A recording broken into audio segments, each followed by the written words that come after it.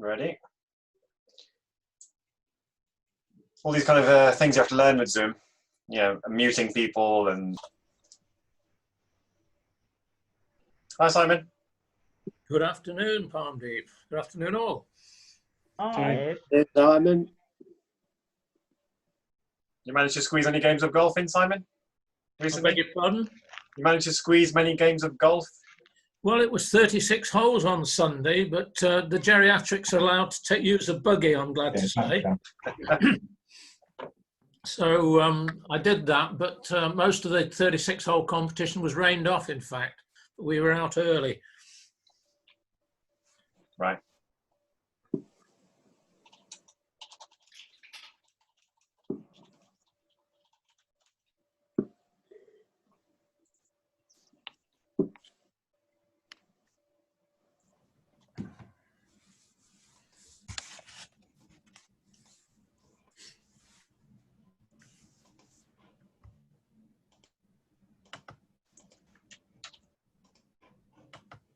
Scott? Yep. Is Diana somebody that you know? Diana Esho. Oh, Diana Perry. Yes. Yeah, I'm one of the trustees of the society, and she is the chairperson, whatever the modern term is. Okay. And she's essentially the founder of the society. So I think there was two ladies originally who had like a help or support group, and then Diana joined that, I think, when her son had the condition. And then from that, I think she's then taken it on to be a formal charity and everything else. Great. So yeah. It's quite a rare condition, right? Yeah, something like, I think, I don't know, something like 1 in 100,000 people or something.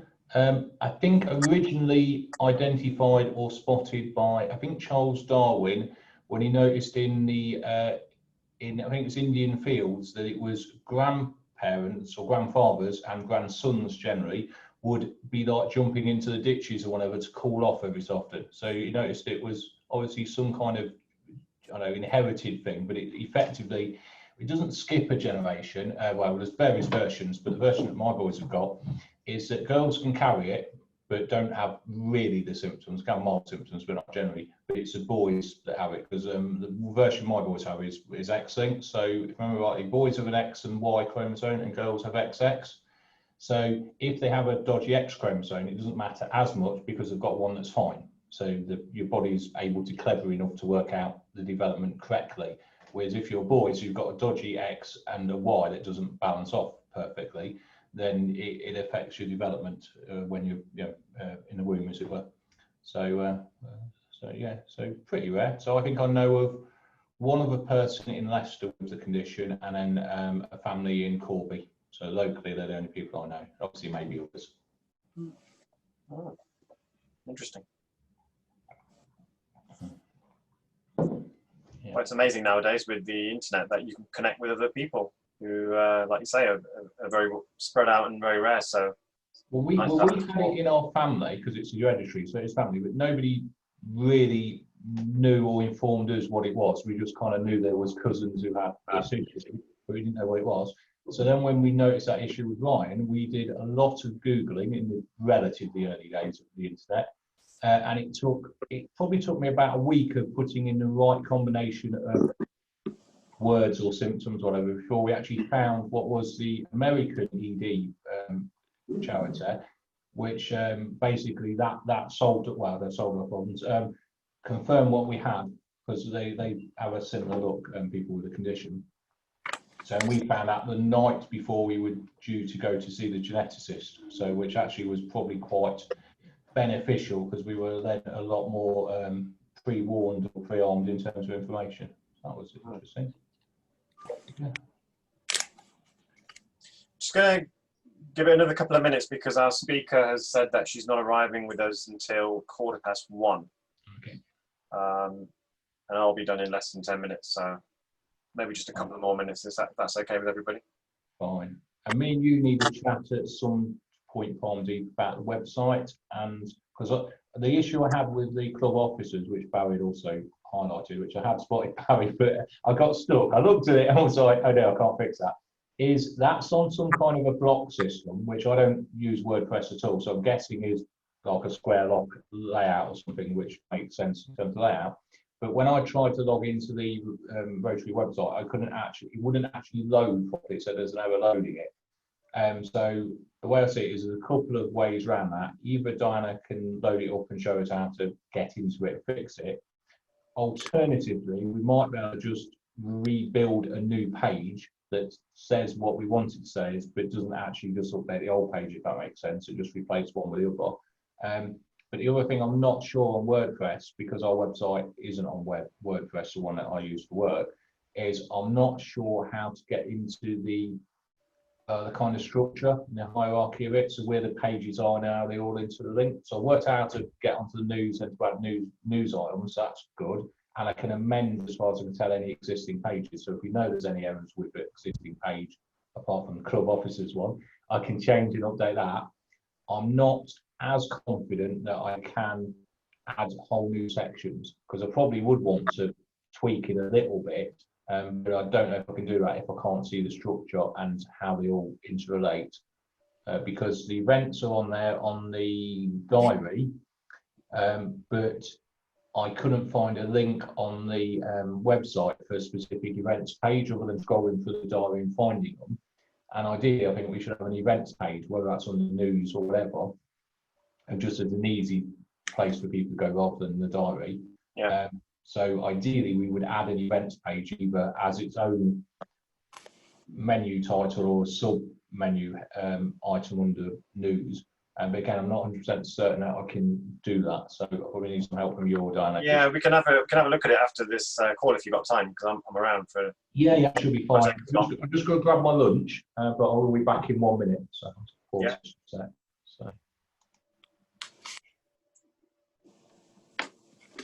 Okay, I'll make a start if that's all right, and hopefully Diana's with us by 1:15, and yeah, be able to go from there. Okay, so welcome to our 17th of August meeting. I would just like to, I don't think we have any guests, do we? No guests today. We don't have any, or do we have any greetings from other clubs? No. No? Okay, this is going to be a quick one. I think we're going to have to have a bit more small talk, I think, after this. Just come to the EGM. Have you all had the email from Barry? Yep. Okay, so this is to approve benevolent donations of totaling £3,300 to Rotary Life Education Programme. They're all £500, apart from the last one, which is 300. Leicester Salvation Army, 500. Vista, 500. Leicester Samaritans, 500. Leicester Help the Homeless, 500. Leicester Children's Holidays, 500. And Leicester Blood Bikes for 300. Sorry, Deep, I think I missed this message. When did that go out? It went out, I received it 6 days ago, on the 11th of August. I'll have another look, Barry, and if I've not got it, I'll email you. Yeah. Okay. I've had 12 members indicated they supported the recommendations, but would be unable to attend today. Although one of them was Patrick, who's just turned up. So. Yeah, I'm sorry. I've had a nurse visiting, but. Hi, Patrick. I see if I get myself back on. So could I have a proposer? Yeah, I'm happy to propose. Okay, Chris, and a seconder. Yes, John. Thank you. And those in favour? And those against? Okay, it's approved. Oh, Richard, yeah, thanks for that. Okay. So, just my remarks quickly. Nick's setting up a meeting with these. There's a girl from De Montfort University who wants to set up a group. Still very keen. I've just spoken to her today. We're going to set up a WhatsApp group in the next few days. I've had really good response from various people I've been, let me look at you this way, it'll be easier. I've had a really good response from people I've been connecting with, and including some friends of mine who've come back to me on Facebook. That they want to be part of this group and they want to get involved in projects. I'm also speaking to somebody who's I believe he's a trustee, of Voluntary Action Leicester. So several people I know are part of that. And so, have you worked with Voluntary Action Leicester before? Can anybody tell me about that? Do you have a history with them? Do you know much about them? Because I've spoken to several university students who somehow ended up working with them, and they get given projects to work with in the local community, and then they go off and, a bit like what I'm trying to propose, they get given a project, it gets listed on the website, they can click to go along with a few friends and get involved in weeding the garden of a children's school somewhere, or the kind of thing that I was trying to propose. So I'm going to be speaking to him and finding out a bit more about how that works, and perhaps any collaboration opportunities, because they've got a very large database of young people involved in volunteering activities around locally. So I think we had a talk from Val 3 or 4 years ago, explained a bit about you did. what it Okay. Okay, that's good then. I can go back through the speaker list then and find out who that was and try and connect with them. Okay, well that's good to know. But it's a big scrum, very wide-ranging thing. So I guess that the young people's working teams are different from the committee people that would have visited us. But yes, it sounds an extremely good idea.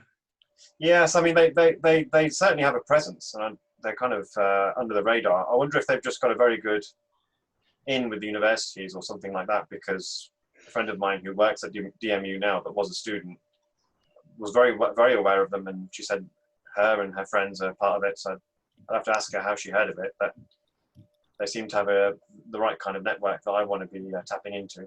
So I'm speaking to him. I've already WhatsApped him today to arrange a phone call. We purchased a new laptop, which we tested the hybrid approach last week of having a few members in the room and some members at home. The main issues that we working together identified was you can only really have one device in the room. Having multiple devices means you have feedback from one device playing into another one's microphone, and it just fed off each other and didn't work out. So you'd have to have one device, maybe another one to give a different view of the room, but that one would be completely muted and the sound would be off. I realize you do need someone with some knowledge of Zoom to actually man that laptop. So it's not a case of just leaving it, switching it on and leaving it. You do need someone just to keep an eye on things. For example, you have a speaker and they can't, for whatever reason, their presentation's not coming up. So you just need someone to know what to press, really, to allow them to do that. Or sometimes you might need to mute everybody. I suppose you could have somebody at home to do that. I mean, I'm sure, Barry, you could do all of that from remotely, but I'm just making that point that you do need someone just to man the thing. But aside from that, we could see everybody at home on the main projector screen, and we'll have to work on that approach, but it seems certainly doable. And we have a set of speakers that we plugged into the laptop to project the sound coming from it, so everybody in the room could hear people at home. There were some questions we had around social distancing in the room in terms of the layout of the tables and how many people would be on each table. We think, I may be wrong here, Barry, but did Jan say about 3 per table, or did he say 4? Because we think about 3 would be. Four. When we met him at the end of June, and Chris and I went, I think it was 4. Yeah, it was 4 when he set it up for 4 people. Yeah. But my question on that was, if you have 4 on a table, you don't have the 2-meter distancing between. Well, you do face-to-face, which is the critical part, as I understand it. You don't side to side, but that's, I understand, less critical. Oh, I see. Right. Okay. Fine. The issue about 2-meter distancing, in fact, it seems to have slightly gone under the radar, but the government did several weeks ago drop the 2 meters to 1 meter plus purely from the scientific point of view, there's absolutely no evidence around 2 meters anyway. So 4 would be absolutely fine. Sorry about the dogs eating their lunch. Yes, all right.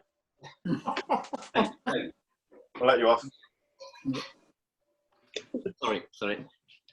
Canine issues. No, I mean, so 4 would be absolutely, you know, from my perspective, 4 would be absolutely fine. It's just everybody seems to have stuck to the 2 meters simply because they printed so many leaflets and so many sticky things to go on the floor that they haven't, they can't actually, it's not worth the while to take them up again. Okay, well that's good to know then. So that should mean that we're adequately provisioned for seating. And just Barry, on the site, on the serving of the food, where did we get to with that? Was that we're not doing a buffet and they're going to bring to the table, or did we not agree? No, well, we've not finalised it because we got locked down and didn't set up every detail. The proposal from the hotel, which we thought was probably okay, was for each group of 4 on a table, suitably socially distanced, went up to where the food was provided and are served with it. So there's no self-service. So it's not strictly a buffet, because one would think as a buffet somewhere where you went up and you put stuff on your own plate. So that's where we left it without having agreed it or disagreed with it. That was what was suggested. Okay, great. We had some trouble identifying a suitable internet connection. They've got about 4 at the hotel, but in the end we found one that's actually in the room, and it's a superb connection. Very fast, absolutely ideal for what we need. So we've got no problems with Wi-Fi. The staff there are very, very keen. They seem very excited, keen to have us back. So I think in general terms, we seem pretty good to go once we can get back there. So I know members are very keen to get back in the room, and I am too. So we'll keep working on that and updating members as we go. Any questions on that? No. Okay. Great. Good to have you on the video on the call, Diana. So you'll need to unmute yourself now, just as I bring you on. Oh yeah. Sorry, I forgot that. That's okay. It's all right. I'm just going to make sure that you can share your screen. So let me just do that now. Do you need to share your screen? Yeah. Okay. Well, I hope so. I've No, not it's done fine. it before, so we'll have a go. There's a big green share screen button if you can see that. So I'll just come to that in a second while you look for that. So Diana Perry is going to be talking to us about the history and work of the Ectodermal Dysplasia Society. Is that correct? Do I have that right? Ectodermal dysplasia. Dysplasia. Right. Great. Okay. So if you want to just have a quick look for that share button before we go into the. Yeah. This is just the one. check you're able to do that. Yes. Perfect. Okay. Great. So I'll hand over to you. Okay. There we go. So, I'm Diana Perry, as I've just been introduced, and I've worked on a voluntary basis for the past 24 years for the ED Society. So I thought I would start with my personal story, followed by a description of ectodermal dysplasia and how I became involved with the ED Society, and then the EDI 400 treatment programme. So for me and my family, it started 29 years ago, when the twins Joseph and Philip were born at 32 weeks gestation. The boys spent 6 weeks in hospital, during which time the doctors knew that there was something wrong with Joseph, but they had no idea what it could be. The special care baby unit sister described him as a 26-week retarded development, which is not what you want to hear about your beautiful newborn baby. Joseph couldn't suck, he had to be tube fed. His nose was always blocked and thick with mucus, which had to be extracted using a suction machine. And I could certainly have done with that machine when we went home over the next few years, until he learned how to blow his nose. His twin Philip was normal in development, and he doesn't have ED. There were lots of questions, but there were no answers. So after 6 weeks, we were discharged from the hospital. Then the fun began. Joseph was affected by failure to thrive. He vomited at every feed, struggled to breathe, and took about an hour to feed, whereas Philip took his feed in 10 minutes. I now know that the warm milk was making him hot, which stopped him from wanting to feed and caused all the vomiting, which is easy when you know. The doctors tried to help and changed his feed to soya, thinking that he was allergic to milk, but this made him worse. However, due to the care and understanding of the hospital dietitian, Joseph was given a special diet from Great Ormond Street. I had to put 6 different ingredients into each bottle, which is no fun when you're already making 14 bottles a day. So during the first year, we saw the paediatrician every month. He was very helpful and very supportive, and he was happy to refer us to any specialists that we needed to help with the problems we encountered with Joseph. There were many, as he was covered in eczema from head to toe. He had esophageal reflux, inability to control his temperature, feeding problems, constipation, a blocked nose, foul-smelling nose, no teeth, no body hair, sparse head hair, puffy eyes, toenails that grew in the wrong direction, no eyebrows, recurrent ear infections, etc., etc. This meant an excessive amount of trips to the doctors, dermatologists, ENT, etc., monthly visits to the paediatrician and regular visits to the opticians and several stays in hospital. Overheating due to non-functioning lack of sweat glands has been our hardest problem to deal with. Philip, however, was my sanity. The health visitor said that I was neurotic and overprotective. I'd fed and changed and bathed both of them at the same time. I therefore worked out that it couldn't be anything I was doing, as Philip was fine, but there had to be something wrong with Joseph. And as it turned out, I was right. Joseph developed mentally and physically at the same pace as his twin Philip, except for his teeth. Having successfully got through the first 2 years of the twins' lives, we had absolutely no idea of what lay ahead. When they were 2.5, we went to the dentist, as Joseph had very pointed top front teeth and a matching pair at the bottom. My dentist recognised straight away that there was something wrong and suggested it may be ectodermal dysplasia. We were sent off to see a geneticist. This was the beginning of a very long road. We soon realised that there were no alternatives and had to learn to live with it. The paediatrician and the GPs knew nothing about ED, so it was down to my husband and I to find as much information as we could to help with the day-to-day management. So where did we go for this information? We really didn't know. When the twins were about 4, along came Jack, and as soon as we saw him, we knew that he had ED. However, the road this time was a lot easier. We knew more about ED and how to care for a child with ED to prevent overheating, etc. Our GP believed in us and we knew what the dental work awaited him. What we were not prepared for was the total absence of milk teeth. Jack's X-ray at 2.5 showed he only had 3 adult teeth, 2 at the top and 1 at the bottom. When he was 3.5, he was fitted with upper dentures, which didn't fit very well. Consequently, Jack wouldn't wear them. Then one day, a very insensitive adult visitor asked why Jack didn't have any teeth. He promptly ran upstairs and returned with them in his hand, saying, "Here they are." Both Jack and Joe had dentures from the age of 3.5. Joe's happy with his dentures, and Jack now has upper and lower implants. Both had to have bone, but he had to have bone reconstruction on the upper part of his jaw so that he could have the implants placed. Living with ED has not been easy. It's life-threatening. It's about how to ensure the child is safe, happy, has the same opportunities at school, is treated the same in social environments, etc. For all this to happen, you have to be prepared. So what is ectodermal dysplasia? Charles Darwin first documented the earliest accessible account of ectodermal dysplasia in English in the 1840s after he'd received some correspondence from a medical officer in the Indian Army. The officer had observed families in the Punjab who had grandfathers and grandsons who were affected by the lack of hair and sweat glands, which is a major hazard when you're working out in the fields in India. These people survived the heat by tipping buckets of water over each other. There may possibly be earlier accounts than Darwin's, but these do not appear to have been documented.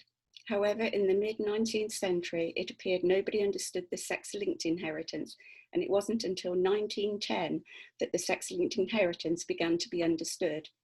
Ectodermal dysplasia is not a single disorder, but a group of closely related disorders known as ectodermal dysplasias. More than 170 syndromes have been identified. Each syndrome usually involves a different combination of symptoms, ranging from mild to severe, such as absence or abnormality of hair, absence or malformation of some or all of the teeth, lack of temperature control causing overheating, hypothermia, and excess sweating, impairment or loss of hearing or vision, frequent infections due to the immune system deficiencies, the inability of cracked or eroded skin to keep out disease-causing bacteria, irregular skin pigmentation, dry skin, the list actually goes on. But these are some of the more common symptoms. Some of the rarer syndromes include severe symptoms such as fused eyelids, cleft lip or palate, conductive hearing loss, malformed nails, skin erosion on their hands and feet and their scalp. In Haywell's, one of the rarer syndromes, several babies have been affected with skin erosion on 70% of their body. Skin blistering, retinal detachment, and neurological problems are also experienced. Eczema and asthma and allergies are common in individuals affected by ED, and some have impaired immune systems. Diminished or absent sweating is a common problem. The sweat glands are absent, reduced in number, or may not function at all, causing the lack of temperature. Elevations in body temperature can be caused by high environmental temperatures, excessive activity, heavy clothing, or illness. Equally, low environmental temperatures can cause hypothermia. Both overheating and hypothermia are life-threatening. They may cause fitting, lightheadedness, fainting, dizziness, irritability, lethargy, muscle weakness, lack of concentration, and uncooperative and bad behaviour.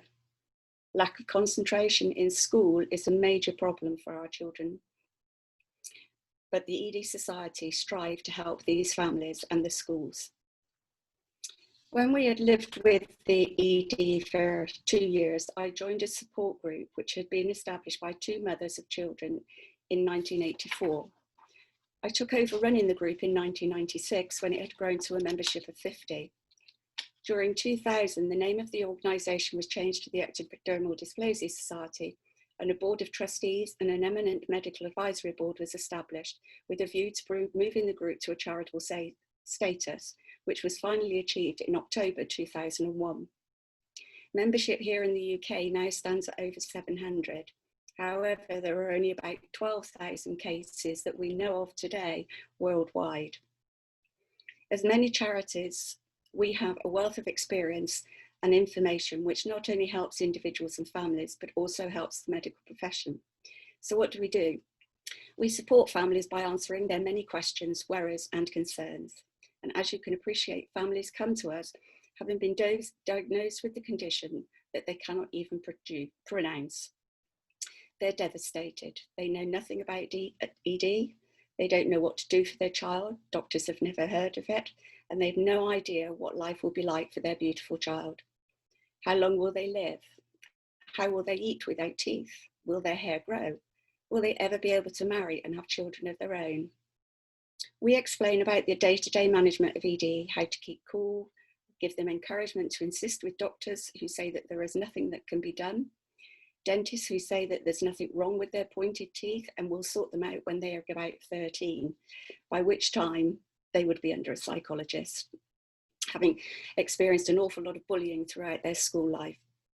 We signpost families to medical professionals who have experience of ED. We have a network of medical professionals and dentists around the UK who all have experience of ED, and we are willing to help our families. We write support letters for consultants when they're applying for funding from the CCGs. We assist families obtain disability living allowance and personal independent payment by giving guidance on how to complete the forms and checking through their forms by providing additional suggestions. If the family are unsuccessful, we write appeal letters for them, and if necessary, I attend tribunals with them.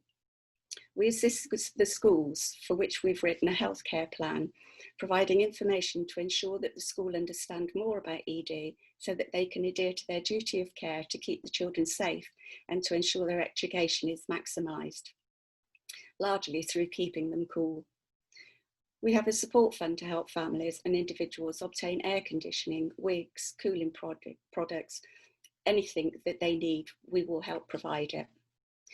We've created a children's book that simply explains about ED to their children and their peers that can be used by parents and teachers. In 2018, this received a prestigious award. The book is now being translated into other languages and will be available on Amazon at the end of the year. We've also written a comprehensive guide to ectodermal dysplasia that provides necessary information and guidance. We have articles produced in medical journals. We work in collaboration with many other charities and organisations such as the British Association for Dermatology. We're affiliated with many other organisations within Europe and are on the board of the European Rare Disease Patient Group and many others. Along with colleagues around the world, we have created the ED International Network, which I co-chair. We have a website specifically for medical professionals. We meet every 18 months and work in collaboration to assist all our families. We assist new countries create a support group, and we have contact with hospitals in many countries. We work together to assist with medical research projects, which leads me to tell you about some exciting treatment research will hopefully correct some of the symptoms of ED. In 1996, a team of international researchers identified the first genes responsible for the hyperhidrotic ectodermal dysplasia, which is the condition my children have. By 2003, two of the doctors in Switzerland had characterized the protein produced from one of the genes and designed a therapeutic molecule, which is now called ED04. During the period 2003 to 13, many trials took place using tabby mice, dogs, primates, and adult humans before moving to neonates, when 10 were treated with the ED04, 2 of which were treated in the clinic at the University Hospital here in Cardiff. In 2016, we were very excited that the trial to cure took place in Germany, and the ED04 was administered in utero at 26 weeks and again at 31 weeks in male twins and a male singleton, who were all affected by this condition. An impressive number of tooth buds were noted, and the babies created normal amounts of saliva. The sweat glands also appeared to develop normally. The trial clinical program has now been relaunched, and it is hoped that we will begin at the beginning of next year to provide this to other families, both in Germany, here in Cardiff, and in America. Once this is successful, the research will move to treating girls, and from there on, treating different syndromes of ectodermal dysplasia, although this is going to be quite a few years down the line. It's also hoped that the success of this trial will one day help other debilitating conditions where they experience similar symptoms. And this trial is the most exciting thing, in as much as we can't fix the genes, we can't change the genes, but if we can start treating the symptoms right from birth, these children won't be experiencing all the problems that our children have experienced in the past. So thank you for listening. Thank you to Scott for giving me this opportunity to bring more awareness, and more in-depth information can be found on our website. Thank you. Thank you, Diana. That was very powerful. I think families dealing with ED and their children are very lucky to have you on board, supporting them and leading the society. So that's great. So do we have any questions? And if you have a question, please unmute yourself first.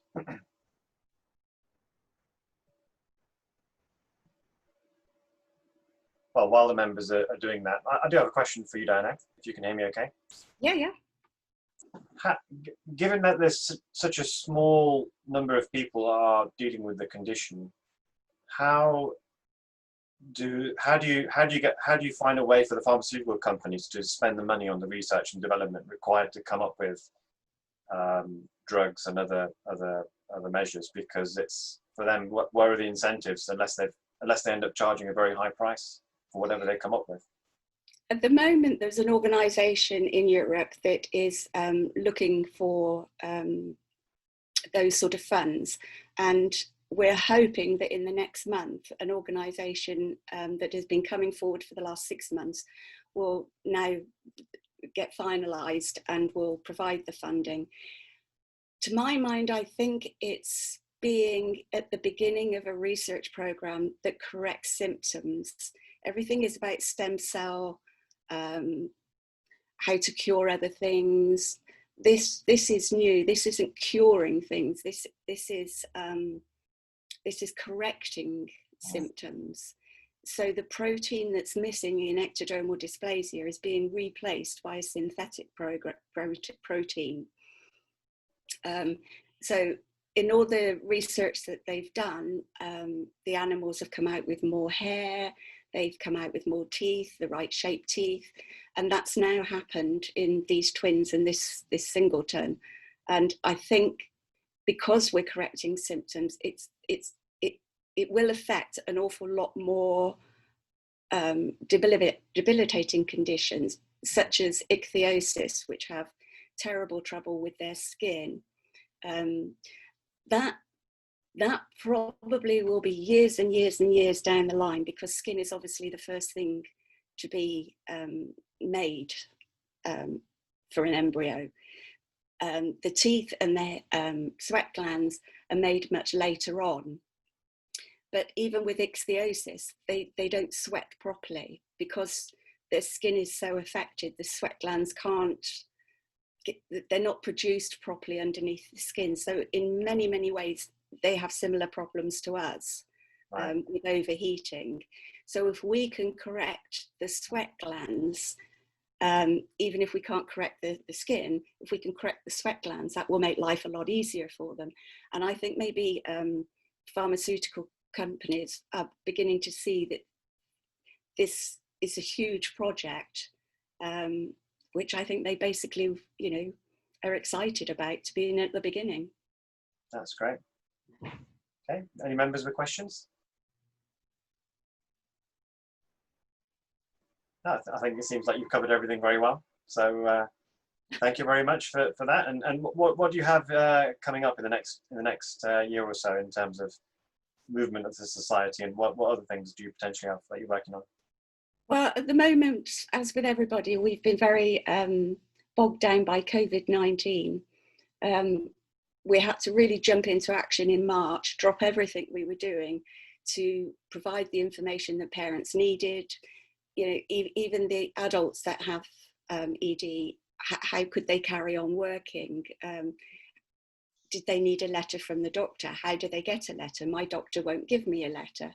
So we've had to write letters for doctors. We've had to put up on the website that letters that they can use to explain why they need to be isolated.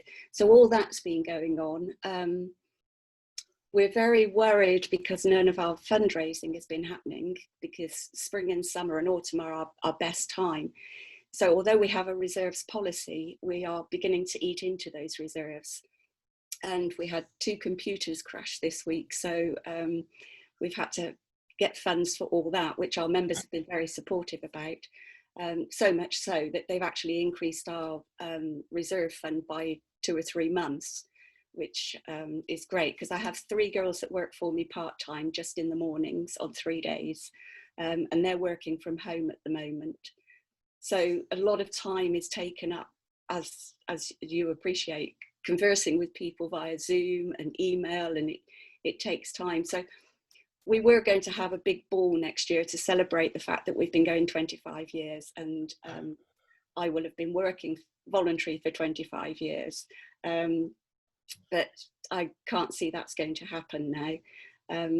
We do hold a Christmas party occasionally, and I think we might switch to doing that next year.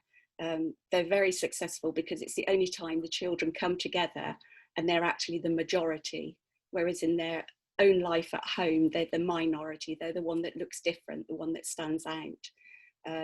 So they're quite successful, the Christmas parties. The children, the older children, which are now married and have children of their own, are actually still in touch with people they made friends with at our Christmas parties. So, and we're involved in research. Any research that comes along that we're interested in, we pass it on to our members. and they complete surveys. And the one thing we tend to steer clear from are the media, because we've had some very bad publicity in the past where we've approved the wording, the story, if you like, and then right at the last moment, the editor has changed it. He's changed the heading, he's put a picture behind it, and it's been horrific. And those children, some of those children, you can still actually find them on Google relating to the story, and we can't get rid of it. So we avoid the media now. Well, you can get rid of it if it's on Google. The law's changed so that you can go to Google and have them remove it. Yes, that's you get rid of true. it from Google. You might not be able to get rid of it from where it is at the source, but if people can't find it through Google, it's gone, basically. So you can definitely get rid of it through Google. Well, I know they were trying to do it in Europe. My colleagues in Europe were trying to do it, and they came up against great obstacles. And, you know, it takes time to do that, and it's time that we don't have. So we just, you know, avoid magazines. They're the worst magazines, because they always want to sensationalize things, and that's not what we're about. Yeah, it's unfortunate. Well, I wish you all the very best. It looks like you're doing some very good work. So do keep us updated with how you're getting on. Well, thank you very much, and thank you for, you know, giving me the opportunity to bring a little more awareness of ED. The more I have these opportunities, the more people will know about it. No, I mean, anytime. I'm happy to help. Thank you very much. Thanks. Next week, well, before we go to next week's, before I mention next week's speaker, I'm just going to ask Richard if he doesn't mind giving us any updates from his end. You might need to just... Shall I leave? I'll leave now then. Yeah, sure, absolutely. Okay, bye. Bye. Bye, everybody. Thank you. Bye. Not really much to say. I mean, it's all quiet on the Western Front, as they say in the trust. We're only doing weekly reports now, but certainly when I was working on Thursday, I think we're down to 11 patients actually in hospital who've got COVID-19, and I think there'd been 2 deaths in the last 2 weeks total. And those patients were patients who had been in hospital for quite some while, undergoing treatment, which sadly had failed. But so that's all I can say locally. And you will all know as much as I do about what's happening nationally and internationally. I think that it's a sort of situation of trying to de-terrorise the population, but the governments are not making much of a fist of it at the moment. But anyway, we'll just hope that sooner or later we will get back to some semblance of normality. In terms of second waves, I think it's inevitable there will be an increase in infections as we move into the autumn and winter, but hopefully that will be the infections themselves will be within the lower risk group, and therefore hopefully the actual illness levels won't rise too dramatically. It's just a question of how we approach it and how the hospitals can cope with it. The UHL is slowly increasing its normal activity to some semblance of normality. The NHS England sent round a phase 3 letter last week indicating they expected all sort of normal elective activities to be up to 70% of where it was last year by September. I think that's certainly as far as Leicester's concerned, a tad optimistic, but we'll see. That's about all I can say, I think, at the moment. Okay, thank you, Richard. Richard, any explanation at all as to why sheltering has now been extended in Leicester to the middle of September? Well, I saw that. I was put on the sheltering by Glenfield on the 12th of March. Yeah. The latest letter from our lovely Matt, whatever he's called, saying, I think the 15th or 17th of September, which is extraordinary. Well, I think most things around this are fairly extraordinary. I think it's basically it's what we would refer to in the medical profession as a CYA policy, which is cover your ass. I think it's just so they can avoid being criticised if there is an increase in the death rate. But I and there's no more I can't give you any more information than that, I'm afraid. But the whole thing does seem to me it's contrived, shall we say? Blame the media. Yeah. Well, also some MPs. I mean, the initial shutdown of Leicester followed a speech by the MP for Kettering, in which he alleged that there were 1,000 illegal factories and slave labour places in Leicester, completely riddled with the disease. And 2 days later, I think after pressure from Priti Patel, the Leicester shutdown started for the first time. I think it's probably a combination of factors. I think the government were clearly looking to have they were looking at an approach of localised shutdowns rather than a national one, and they were looking for somewhere to try it out basically, and Leicester City, it just happened to be we were where the spikes were, and I think there were various political reasons, which is why Leicester was used as the first up sort of area. But it is fascinating that despite the apparent huge increase in people testing positive, that there was literally not a blip in activity within UHL, which it says to me that it's actually probably quite a good thing, because you're getting infection through the normal population, who are and therefore you will start to develop herd immunity.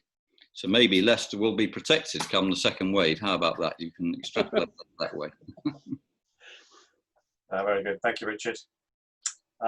Next week we have Liz. Liz Wilson, who's going to be talking to us about the dementia charity playlist for life. We have 15 members on today, which is, I guess. Could I just mention something, Pomdi? Sorry, Barry? Could I just mention something? Yes, of course. In addition to the speaker next week, we have a guest, one of our honorary members, Lord Lieutenant, who's coming as a member rather than as a speaker. Oh, that's good. Although we will want to say a few words. Great. Okay.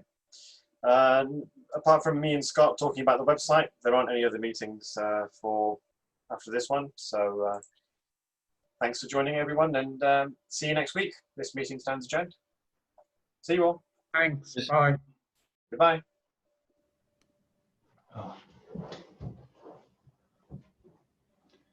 Hi, Pomdi. Yeah, hi, Scott. I'm just going to use the bathroom. Back with you in 2 seconds.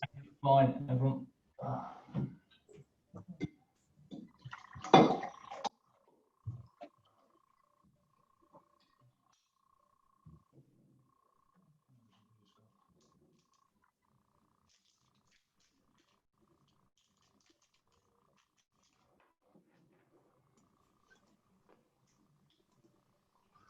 Scott.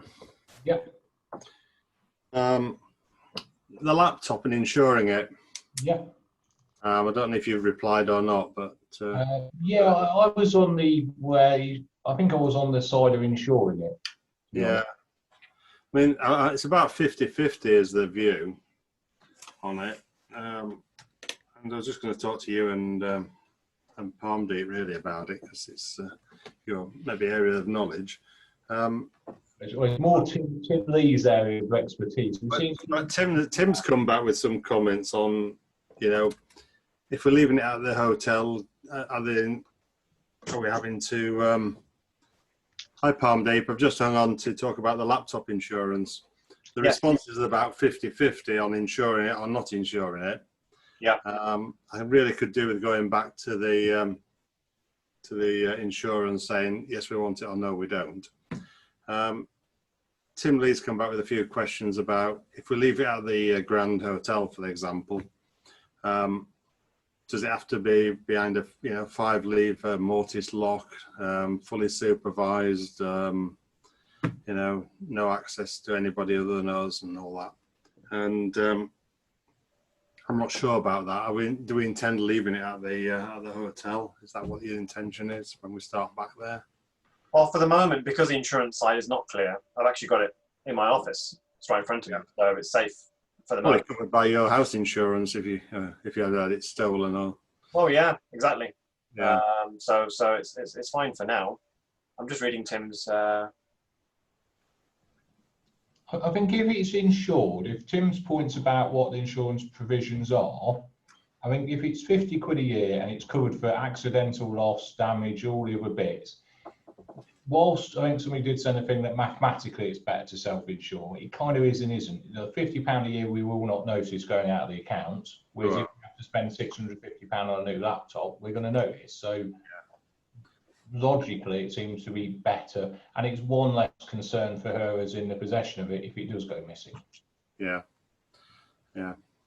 I think the more we can keep it at home rather than at the if Palmditch is prepared to take it backwards and forwards to home, it's probably more secure than having it left at the hotel. But, I think that's sensible, but you've also, again, it's the accidental loss thing. If somebody, I don't know, I don't tend to use public transport, but if you leave it in the boot of your car and it's stolen, or you, for whatever reason, leave it on a train or a bus or something like that, yeah, then it's just, and also it's less of a problem for the member concerned, isn't it? The member then, whether it's your fault or not, you're thinking, oh, well, I know there's the excess anyway, but still it's not. Yeah, I mean, the excess is 150 on any of our kit. Too bad, is it? So you still get 500 quid back. Yeah. I mean, I can keep... If I'd lost it, I'd be putting in the 150 quid, if nothing else, out of embarrassment back. And I'd be happy doing the 150 than the 650. Yeah. Okay, well, I'll insure it then. Well, let's do that. Okay, that's fine. There's something else I just want to... Do you want me to pay out these payments now to the people that were approved today? Yes, I think so. They're approved. I don't see why not. Yeah. Okay, I'll try and do that. Okay then. Thank you. No worries. Take care. Bye. Bye. Before we go on, Scott, I'm just trying to stop the recording.